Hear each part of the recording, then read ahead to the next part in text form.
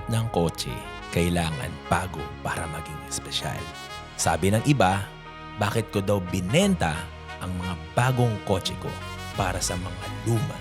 Walang masama sa mga lumang kotse.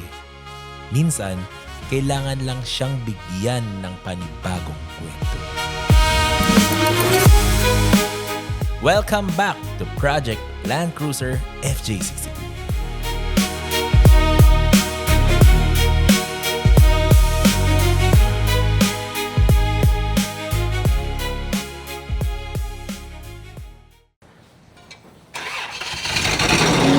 Ito na siya, boss. Ilalabas na natin.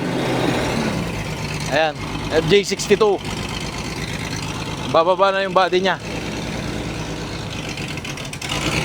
Tige. FJ62.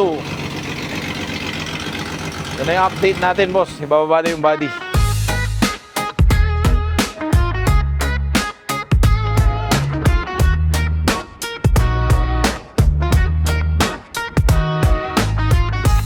So guys, nandito na tayo ngayon sa Pampanga and dadalawin natin ulit ang ating itong pinaka natin when it comes building cars. Kasi nga, napakalayo. Wala tayo ngayon dito kay Boss J Garbs and titignan natin, mukhang iaangat na yung kotse. Ano na ba magiging progress? Pasyalan natin yung LC100 natin, pasyalan natin yung FJ62 natin bago tayo uwi ng Isabela. Nakita ko na yung pare, FJ62 natin, pare. Ayun yun nakaangat na, gagi. Nakaangat na, boy.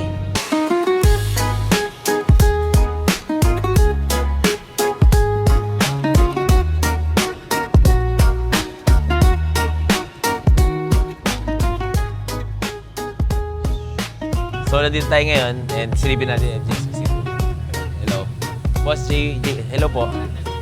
Hop. Pare, nakita mo ba to? Ganda Press, pare. Press, press. Heaven, pare. Hey, boss. Hello po. Magandang... Ay, lang tayo. Sige, boss. Dito na. Hintayin ko na lang. After. So, silipin muna natin. May bisita si boss. Nakakaya naman. So, ito guys, inayos na natin yung yung mga sira ng kotse na to. Kaya papinturan na natin. Mga kalakalawang, okay na. B-roll mo na lang mamaya. And kambal ng mga kotse natin. De-20 talaga, no? Oo, de-20 talaga. May puti naman akong ganyan. Okay yung di ba? Ay, tangina. Lakas tong kuryente, gagi. Tangina. Puta. Para, may spark, pare. May spark kaming dalawa. Pare, lakas ng kuryente dun, Eh, hinawakan ko lang yung emblem,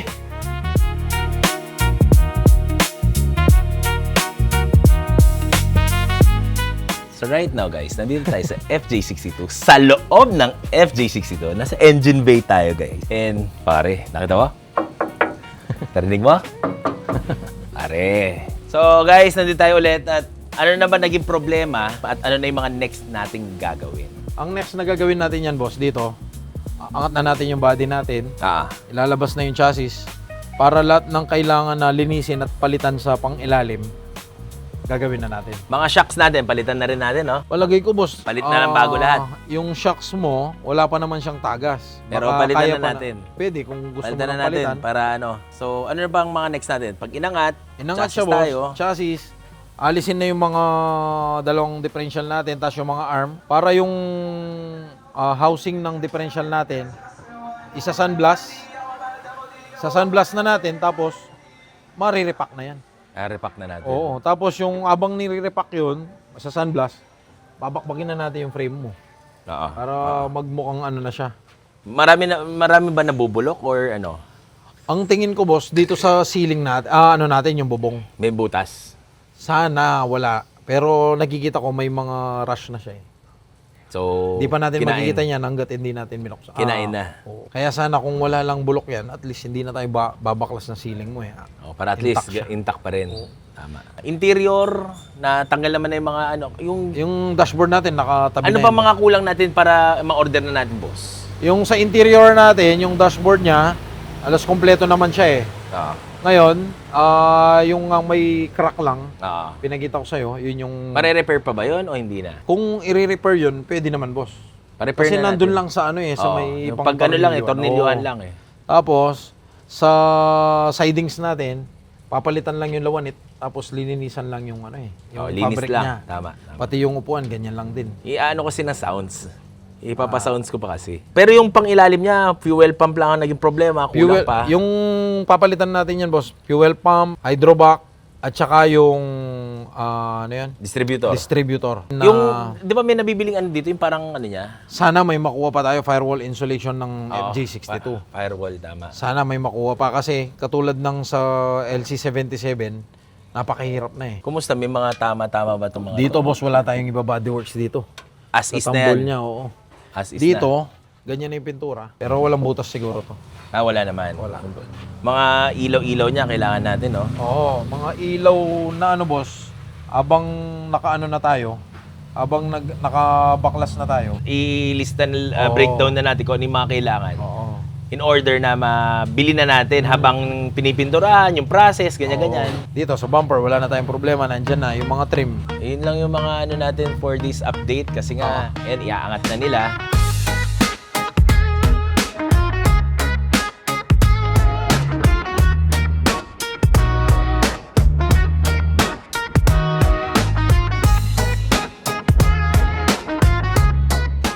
Tinanggal na sa ano, pare. Tinanggal na sa ano. So, putsang haba pala. Ang haba pala ng ano. Tingin mo, boss, palitan natin exhaust o orig. Urig yan na exhaust. Kaya nga. Pero kung may magpapalit ka ng pati headers mo niyan. Headers na natin, palitan na natin. Oh.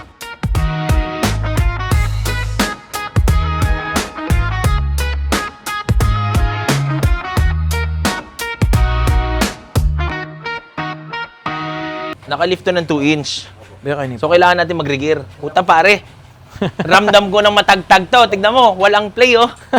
Putang ina. Kaya nga eh. Bago pa, wala pang ano yan.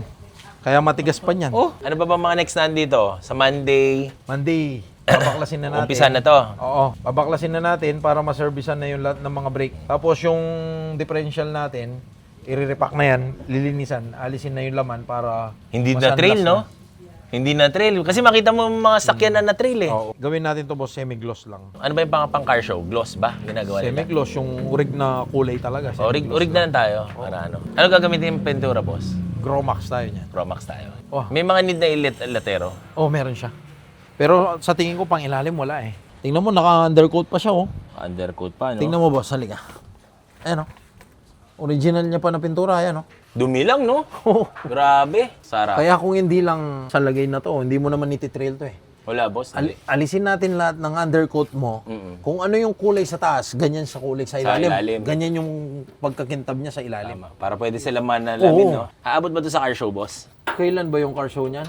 November? November.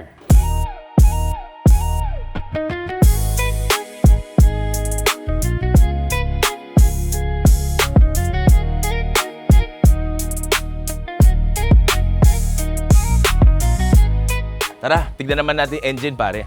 Happy yan Tapos na natin ito sa shell, tapos na tayo sa chassis. Ngayon, papunta tayo sa engine. Patugula. Tignan natin, silipin natin yung engine niya. Pare, ito ba yung engine natin? Ay, mali bala. Dito pala sa kabila. Bali, ito yung papalitan natin dito, boss. Distributor, no? Distributor niya. Order na tayo ng bago niyan. Oo. Ito, mababalik pa naman natin sa, ano, boss? Balik natin sa original to. Ito sa, ano. Tapos yung... Ito, babaklasin na rin natin to. Papalitan na ba natin ng headers? Ikaw, natin. Para mas makahinga? Pwede. Tingin mo, boss. Mga belts, kailangan makipalit na ba? Kailangan na yan. Mga linya niya, okay pa. Hindi niya, okay lang yan. Yung mga hose niya papalitan natin. Boss na kasi siguro sa Linis tagal lang na. to. Ito, linis lang. Lilinisin ko lang yan yung filter mo sa transmission.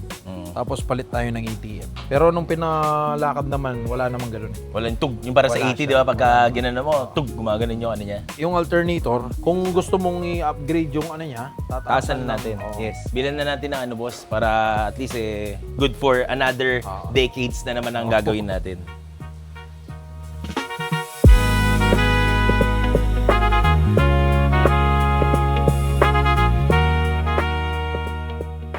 Guys, nandito na ulit tayo sa Isabela.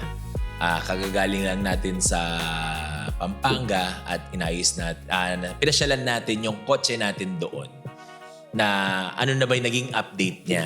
Pagdating namin sa Pampanga, napaandar na nila and after na napaandar nila, napaghiwalay na nila yung shell to chassis. So since napaandar na natin, nahiwalay na natin sa chassis, Ito ang mga major na problema. First, yung preno. Wala na siyang preno. So, in order na gusto natin mabalik siya sa bibili pa tayo ng original na drum brake. Pangalawa, kailangan natin bumili ng mga rubbers, yung mga trims niya, which is yun yung pinakamahirap hanapin.